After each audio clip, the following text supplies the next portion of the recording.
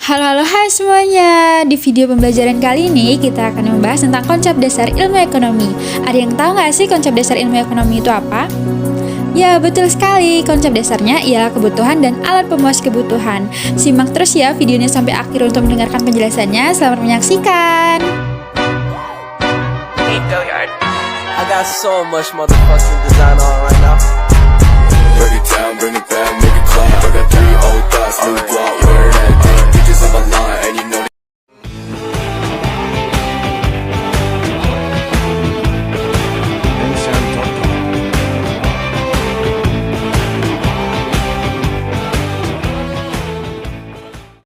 Kebutuhan. Saat kita mendengar kata kebutuhan, yang terlintas dalam pikiran kita adalah ekonomi. Kenapa sih kebutuhan dan ekonomi itu berkaitan sangat erat? Karena ilmu ekonomi adalah ilmu yang membahas tentang upaya manusia dalam memenuhi kebutuhan hidupnya yang dapat berupa barang ataupun jasa. Nah, pada video kali ini saya akan membahas tentang kebutuhan dan alat pemuas kebutuhan.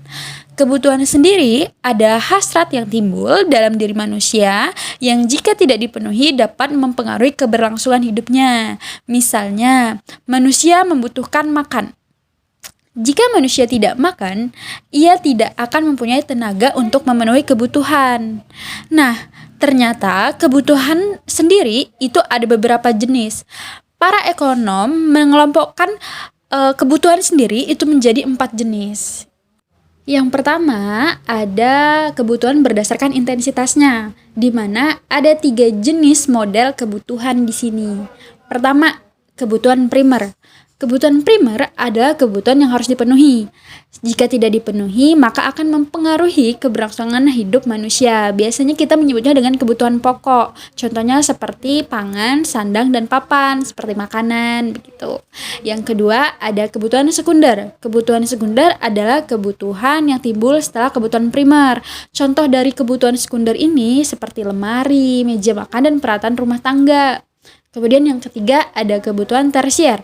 Kebutuhan tersier adalah kebutuhan barang mewah, artinya tidak terlalu kita butuhkan gitu. Hanya ketika kita memiliki banyak uang, maka kita akan memenuhi kebutuhan akan barang mewah tersebut seperti mobil, perhiasan, seperti itu. Yang kedua, ada kebutuhan berdasarkan sifatnya. Yang pertama itu ada kebutuhan jasmani, dan juga yang kedua ada kebutuhan rohani. Kebutuhan jasmani adalah kebutuhan yang berhubungan dengan fisik manusia.